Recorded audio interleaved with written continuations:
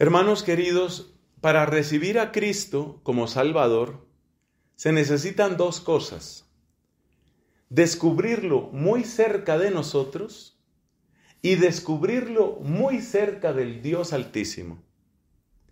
Por eso Santa Catalina de Siena describe la vida y la obra de Cristo como un puente entre nosotros y Dios, siendo Él mismo hombre como nosotros y Dios como el Padre.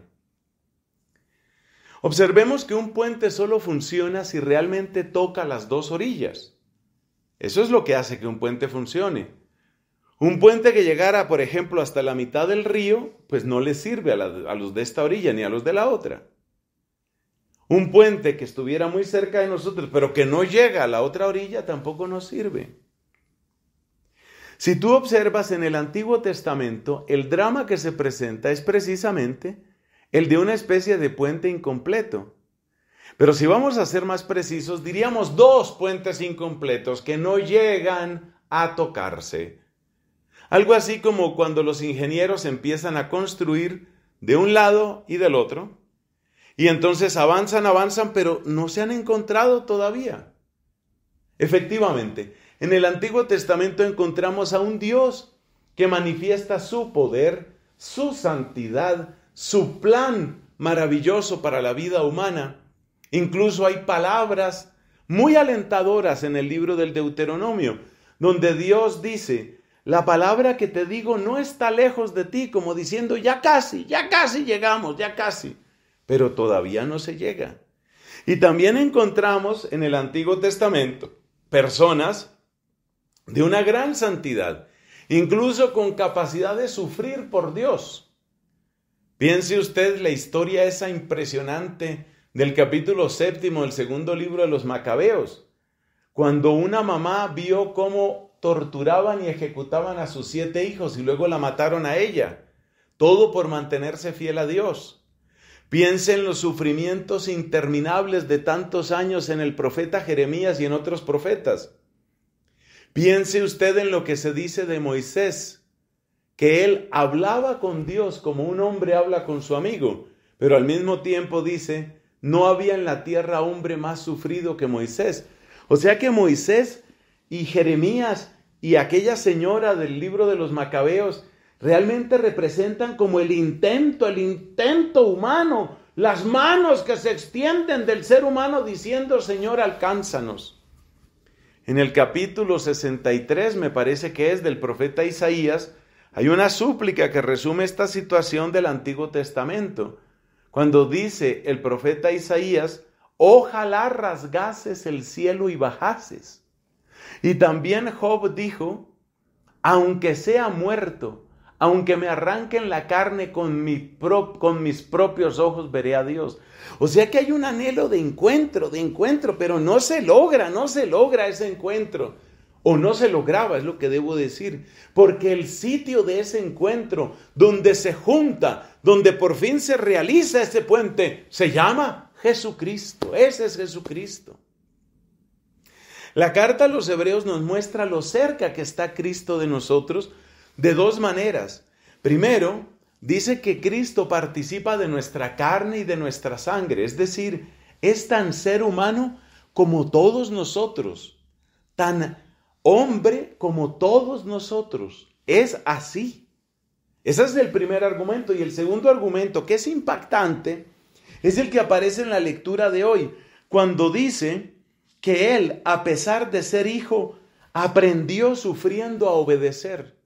3 verbos, aprendió sufriendo a obedecer.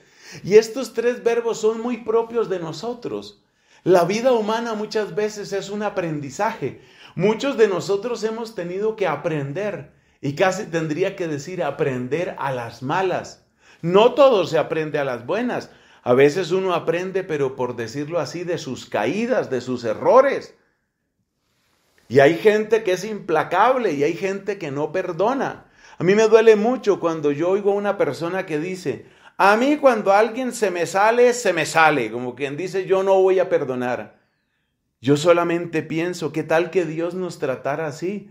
¿Qué tal que Dios dijera, no, ya Nelson ya falló, ya se acabó? Por eso dice el Salmo 130, si llevas cuenta de los delitos, Señor, ¿quién podrá resistir? Uno no debe tomar jamás una actitud de esas. Entonces, fíjate, Cristo aprendió como nosotros aprendemos, sufrió como nosotros sufrimos, obedeció como nosotros estamos llamados a obedecer.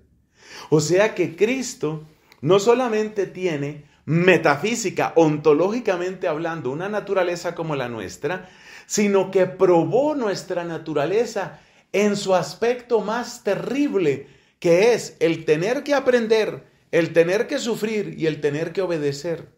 ¿Todo esto para qué? Para que cada uno de nosotros mirando a Cristo pudiera decir, como tenemos que decir, Él es como yo, Él me entiende, Él sabe de lágrimas, Él sabe de vacío, Él sabe de traición, Él sabe de carencia, Él sabe de dolor, Él sabe, Él conoce, Él es como yo.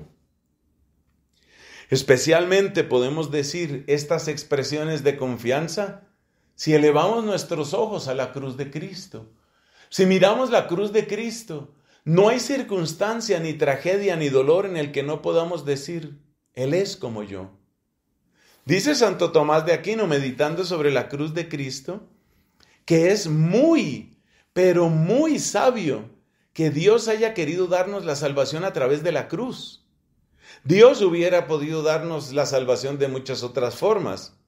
Poderoso como es, con un chasquido de sus dedos Dios podía decir, salvos y listo. Y cualquiera diría, más bonito así, sin tanta sangre, tanto sufrimiento. No digas sandeces, hombre. No digas sandeces, no digas tonterías. Es mucho más sabio, pero mucho más sabio lo que Dios ha escogido. Porque dándonos la salvación a través de la cruz, Dios nos ha permitido un lugar a donde mirar en nuestras propias tribulaciones. No hay pobre, no hay enfermo, no hay excluido, no hay marginado, no hay agonizante, no hay condenado a muerte, no hay torturado que no pueda mirar a Jesús y decir, tú eres como yo. Y de esa manera Jesús está muy cerca de nosotros, es nuestro consuelo. Yo a veces me pregunto, sin que mi vida haya tenido tanto dolor como han visto mis ojos, porque yo he tenido que ver mucho dolor con estos ojos. Pero yo a veces me pregunto, ¿cómo hará la gente sin fe? Lo que hacen es dar tumbos y tratar de desarrollar callo y que nada les duela y tratar de anestesiarse y tratar de huir. Eso hace el que no tiene fe. Huye, desarrolla callo, se engaña. Pero ahí sigue el dolor, ahí sigue su tragedia, hasta el día en el que no resiste. Ejemplo importante lo encontramos en la línea de esta escuela filosófica estoica. Hombres como Marco Aurelio, que es reputado como uno de los grandes emperadores, tal vez el más grande del Imperio Romano, por su sabiduría, buen gobierno. Hombres como Cicerón, como Séneca, grandes pensadores que dijeron muchas cosas muy sensatas. Sin embargo, todos eran partidarios del suicidio. Y varios de ellos lo cometieron. Entonces, ¿qué quiere decir esto? Quiere decir que es demasiado piadoso, demasiado misericordioso Dios, dándonos así a su Hijo. No solo lo dio, sino que lo dio ensangrentado. Lo dio como víctima de propiciación, nos dice la carta a los Hebreos. Pero al mismo tiempo que está tan cerca de nosotros, ¿cuál es el nombre que le da la carta a los Hebreos? Lo llama el más alto de los sacerdotes, el sacerdote altísimo, el sumo sacerdote. Esa expresión sumo alude precisamente a lo más alto. El sumo sacerdote, el sacerdote altísimo, el sacerdote que sobresale entre todos infinitamente por su virtud, la pureza de su sacrificio, la perfección de su alma. Ese es Cristo, al mismo tiempo tan cerquita de nosotros y de nuestros padecimientos, y tan cerquita de Dios Padre, en su pureza, en su humildad, en la perfección de su santidad. Esa es la grandeza de Cristo. Y la buena noticia que tengo que repetirte es que Cristo es el que celebra todas las misas. Nosotros, como este servidor de ustedes, le dejamos completamente No solo los micrófonos, sino toda la voz y todo el poder a Cristo. Usted sabe que cuando se celebra la misa, las palabras de la consagración las dice Cristo. Es Él el que dice esas palabras, es Él el que consagra.